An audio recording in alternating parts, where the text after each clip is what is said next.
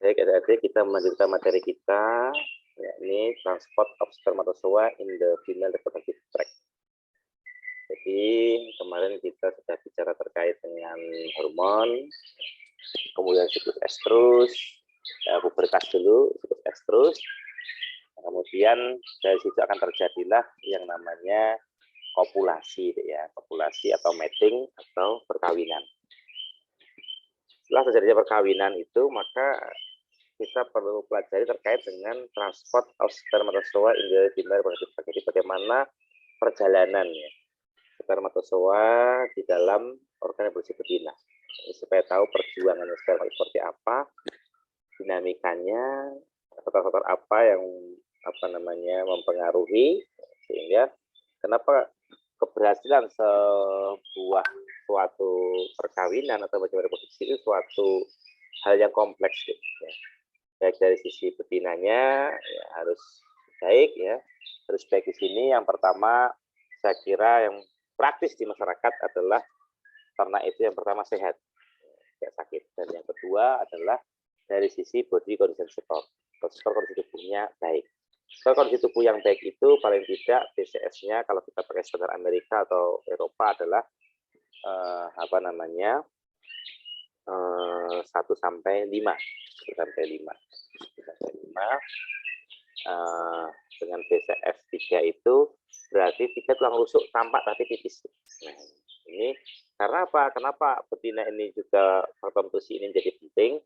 Karena ketika nutrisinya tidak baik, BCS-nya rendah, ya, bawah 2,5, ini hasil penelitian membuktikan bahwa angka konsepsinya rendah.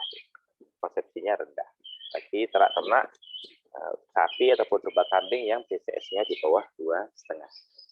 Atau dari aspek yang lain, kalau kita kemarin belajar endokrin, bahwa hormon itu juga prekursornya ada yang steroid seperti estrogen dan progesteron, tapi ada juga yang protein, misalnya FSH dan LH. Jadi ketika misalkan kita ambil case-nya saja, contohnya ternak kekurangan protein, ya, maka FSH-nya itu reproduksi juga jumlah sedikit, ya, sehingga sekresi dari hipofisis antariotik itu juga sedikit. Kalau jumlahnya sedikit, maka pertumbuhan folikelnya menjadi tidak maksimal.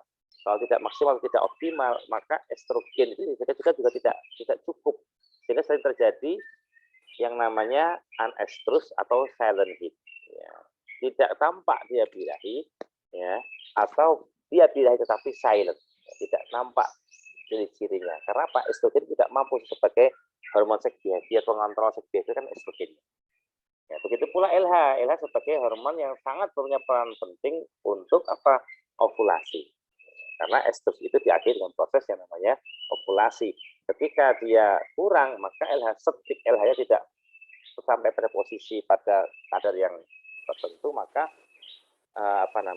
dia tidak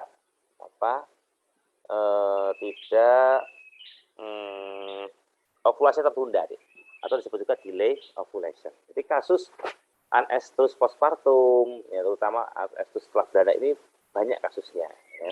Itu juga karena biasanya defisiensi nutrisi. Karena defisiensi nutrisi yang berkepanjangan itu bisa menyebabkan hipofungsi ovari, ya, hipofungsi berarti penurunan fungsi ovarium, bahkan bisa sampai terjadi atrofi atau pengecilan ovarium. Nah, ini menunjukkan ke transport sperma ini. Jadi sperma ini akan masuk ke vagina dulu, ditumpahkan, kemudian ke cervix, uterus, junction, oviduct, isthmus, ovulatory junction, dan ambulus.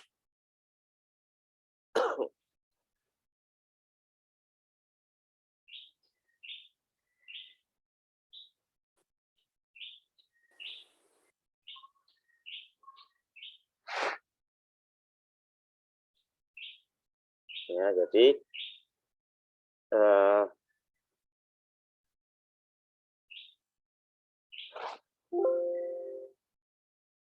female organ ini kalau dari dalam kan ovari, uterus, cervix, vagina, dan vulva. Ya. Ini berbeda setiap ternak, ya.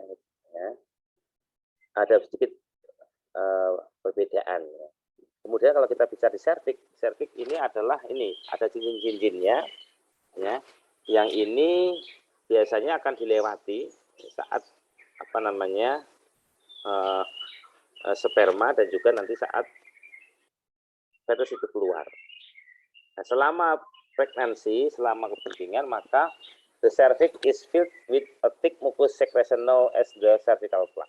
Jadi selama kepentingan, maka ada mukosa yang tebal disekresikan. Ini menutup namanya cervical plug. Yang saya sampaikan kemarin, kenapa saat fase progesteronik saat progesteron tinggi, yakni met-estrus dan diestrus, ini kan antibodi dalam tubuh rendah, sehingga tertutup semua, cervix tertutup. Apalagi saat kepentingan. Nah, ini untuk mencegah terjadinya infeksi, ya, maka ditambah juga yang namanya cairan tebal kental, ya, kental ini namanya cervical plug, which protect the uterus from infection entering from the vagina. Nah, ini luar biasanya yang Maha Kuasa sudah membekali dengan demikian rupa. Tapi saat estrogenik fase, estrus, saat periode mau kawin, terbuka semua, tetapi antibodi dalam tubuh ini kuat.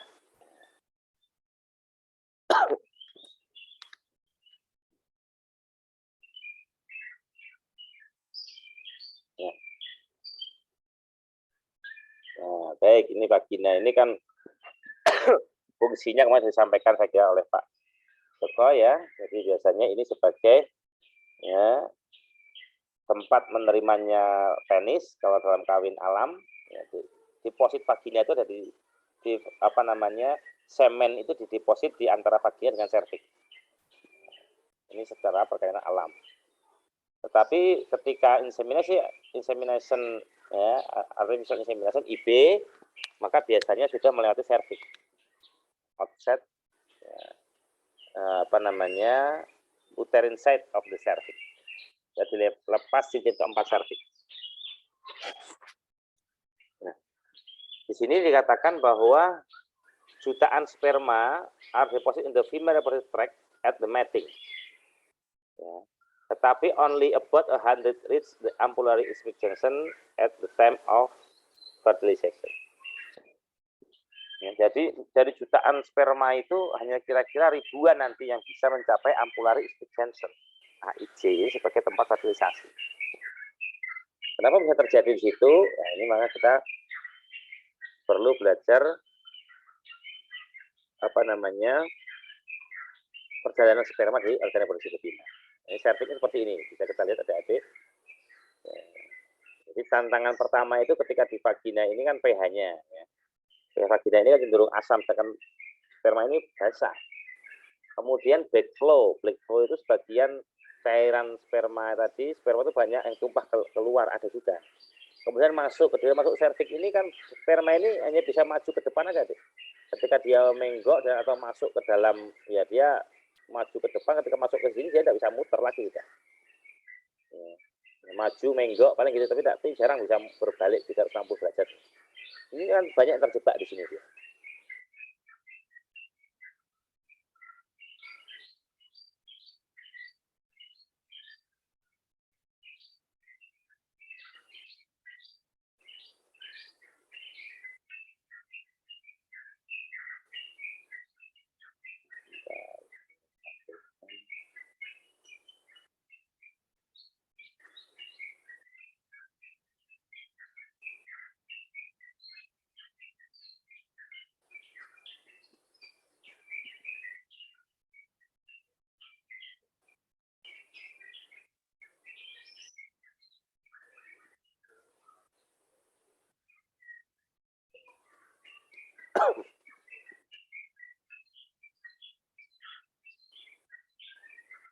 Nah, sedangkan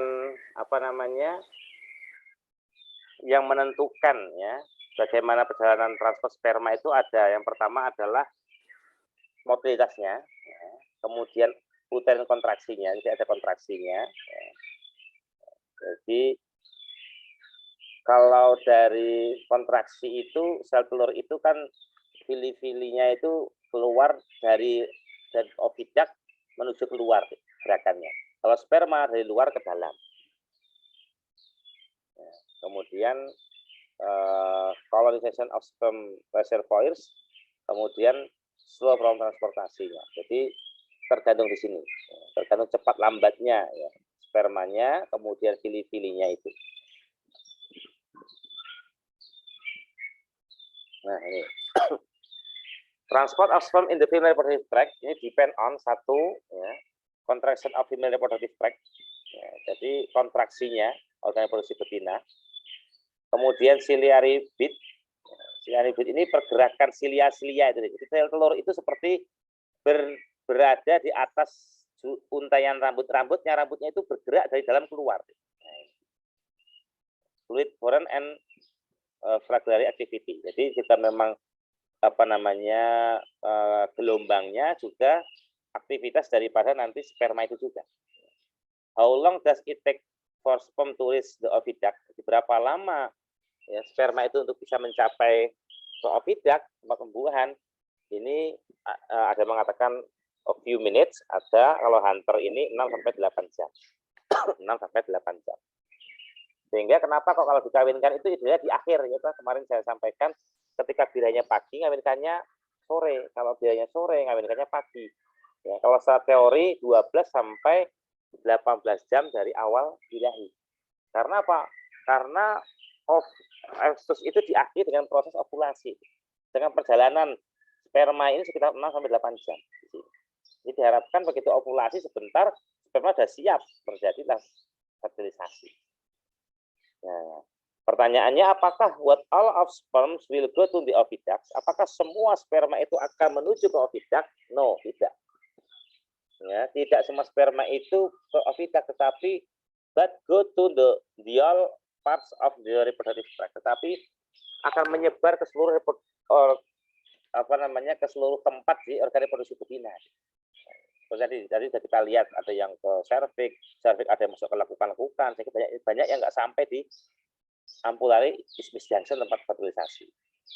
Nah, kemudian pertanyaan logika di sini, who are sperms that can fertilize any ova?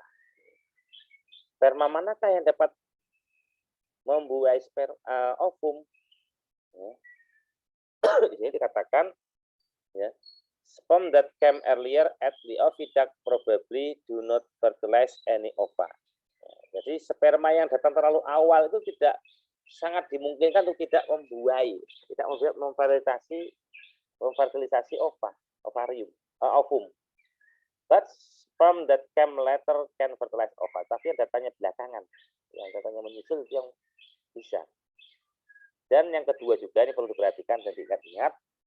Only capacitated sperm can respond to the ovulated oocyte. Jadi hanya sperma yang sudah berkapasitasilah yang dapat menerima respon daripada sel telur yang sudah diovulasikan.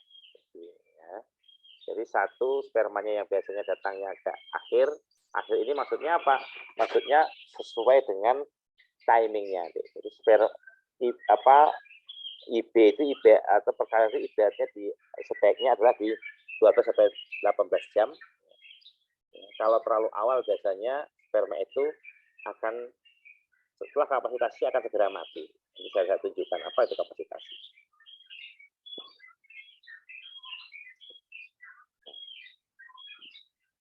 Kemudian di sini ada isthmus.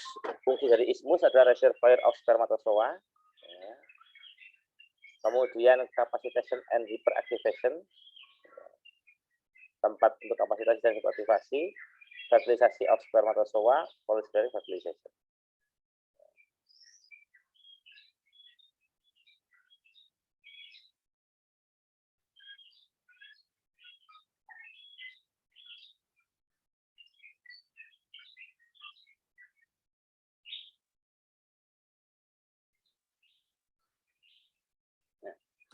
Baik, lanjutkan lagi di sini fungsi daripada isthmus tadi, ya, jadi setelah dari cervix, ya, nanti dia akan masuk ke isthmus. Ya, ini memang tempat menerimanya spermatozoa dan tempat terjadinya kapasitasi dan hiperaktivasi serta fertilisasi dari sperma. Nah, ini apa kapasitasi? Ya. Kapasitasi itu adalah perubahan psikologikal, ya, yang ini akan menjadi penentu bahwa sperma sebagai syarat, ya, sperma ini kompeten mampu untuk membuahi fertilize, ya, membuai daripada sel telur atau ovum. Jadi ini sebagai prasyaratnya. Kemudian di sini disampaikan juga sperma capacity and sperm chemotaxis are two important aspect of mammalian fertilization, ya, bahwa proses yang namanya kapasitasi sperma, ya, dan chemotaxis ini adalah dua faktor penting dalam proses fertilisasi pada mamalia. Karena only capacity sperm can respond to chemotaxis. Jadi hanya sperma yang kapasitasi lah yang bisa merespon sinyal, ya. Kemostatis itu chemotaxis, ya, yang dikeluarkan, ya, dipancarkan dari telur yang sudah diovulasikan. Nah, ini saya kerjakan di sini bahwa yang disebut perubahan fisik itu apa? Ya, ini lepasnya tudung akrosom. Lepas tudung akrosom, ya, sehingga sperma menjadi hiperaktivasi, dapat merespon sinyal chemotaxis atau pergerakan dari ovum. Jadi sperma ini ada ovum, ada tudungnya, ada seperti helmnya. Yang kalau proses kapasitasi di isthmus, ya, tempatnya di ampullary isthmus junction itu, maka lepas tudung akrosom. Kalau lepas ini menjadi hiperaktivasi, seperti kalau kita pakai helm yang bobotnya taruhlah 10 kilo, lepas itu kita pakai berhari-hari, lepas itu sudah badan enteng sekali. Ya, jadi langsung bisa lonjak-lonjak, bahasa begitu. Jadi sehingga menjadi hiperaktivasi. Dan sperma yang hiperaktivasi ini dapat merespon sinyal chemotaxis atau sinyal. Jadi pergerakan ovum itu ada sinyalnya, chemotaxis. Ini yang ditangkap oleh sperma yang sudah kapasitasi. Nah, kemudian sperma yang sudah kapasitasi ini dia mempunyai enzim, ya, bisa mengeluarkan enzim hyaluronidase yang dapat melarutkan hyaluronoid pada corona radiata ovum sehingga spermatozoa ini dapat menembus dan membuai ovum serta menghasilkan enzim akrosin, ya, yang dapat menghancurkan glikoprotein pada zona perisida ovum. Ya, jadi ini, ya, kapasitasi ini adalah prasyarat sehingga sperma ini mampu, ya, capable of achieving fertilization.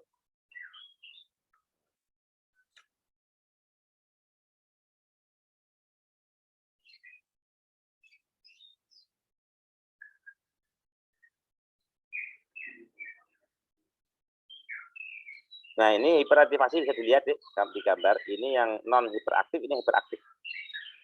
Di sperma sudah hiperaktivasi kapasitasi ini, dia hiperaktivasi. Ya. Dan ini dia akan mampu menangkap sinyal chemotaxis pergerakan daripada ovum yang diovulasikan, dan dia sudah punya enzim hyaluronidase tadi. Inilah perannya, dan sperma itu kalau sudah kapasitasi sudah cepat mati.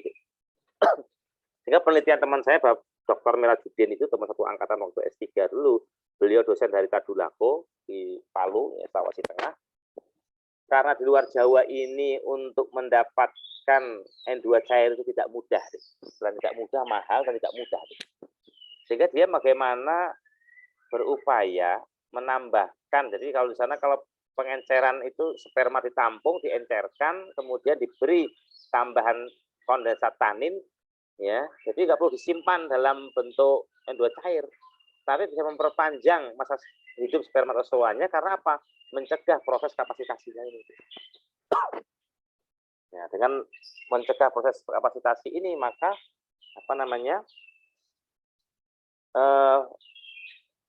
hidup sperma ini menjadi lebih panjang. Karena di sana kawinnya di IB, kalaupun mau IB-nya dengan menggunakan IB segar tadi. Itu masih potensial di sana. Karena apa? N2 cair tidak harganya mahal, yang kedua tidak mesti ada. Nah, lifespan and size of the spermatozoa within the reproductive tract. Ya, panjang hidupnya spermatozoa itu tergantung dari satu kualitas dari spermatozoanya. Apakah ini fresh semen atau frozen towel. Apakah semennya fresh ataukah sudah dihasil frozen, pembekuan. Karena bagaimanapun juga pasti dalam processing itu pasti ada kerusakan-kerusakan, pasti ada. Ya, Dan jumlahnya juga pasti akan sedikit-sedikit, karena kalau sudah ditoweng, dibekukan itu kan dibagi-bagi. Sekali pengambilan spermatozoa itu dari miliaran, dari jutaan sperma, dibagi-bagi, bisa jadi misalkan taruhlah 100 straw misalnya.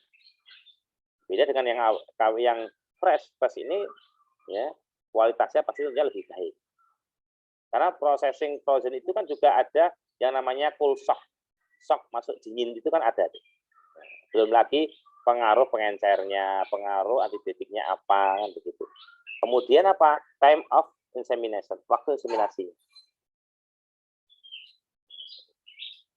Kemudian size of spermatozoa, nah, ini size-nya, ini bisa dilihat berbeda-beda ukurannya.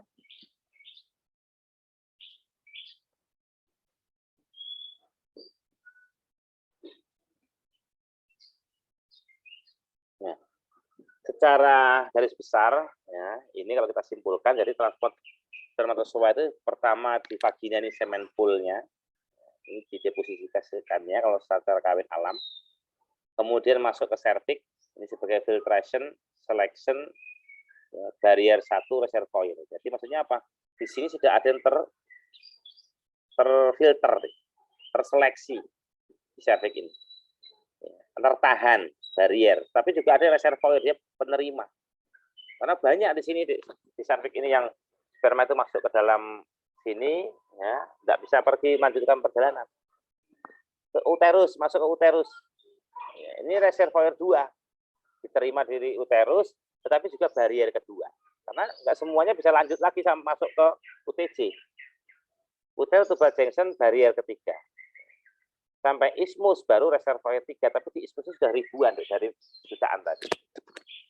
Ya, kemudian ampular ismic junction, ini reservoir dan barrier keempat. Kenapa? Karena reservoirnya ini memang sebagai dia menerima, dan di ampular ismic junction ini terjadilah yang namanya fertilisasi. Ini kan hiperaktivasi juga. Jadi dan di ampula set of fertilization of egg.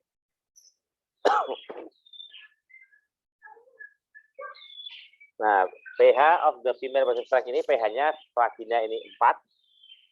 Ya, sehingga di vagina ini sudah tidak pas untuk pH-nya sperma ini kan cenderung basah. Ya, sehingga ini juga penghambat juga di vagina ini. Selain backflow, ada yang tumpah, vagina juga pH-nya 4, ini banyak sperma terlama itu juga akan mati. Kemudian cervical mucus, cervix 8,4, ya, basah. Uterus 7,8 basah. Oviduct fluidnya ini adalah pH 7,1 sampai 7,3.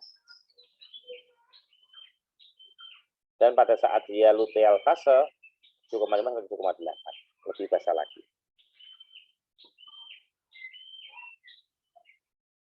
Transport time of ova in the oviduct of some animals,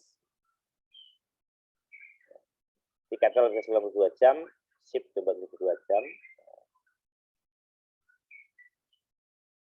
How put the prey of ovary follicle into the ipsilateral uterus and oviduct. Jadi ipsilateral itu adalah oviduct yang uterus yang mana ada terjadinya pembuahan gitu.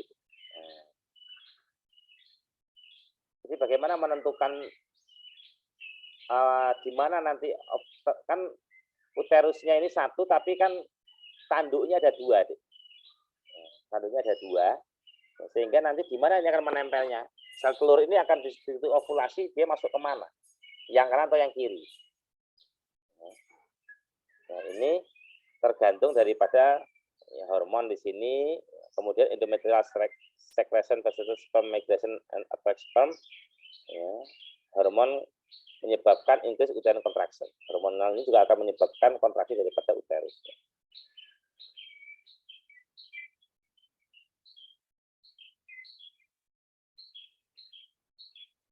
Oke, baik, jadi di sini deh adik-adik untuk apa namanya proses transport daripada spermatozoa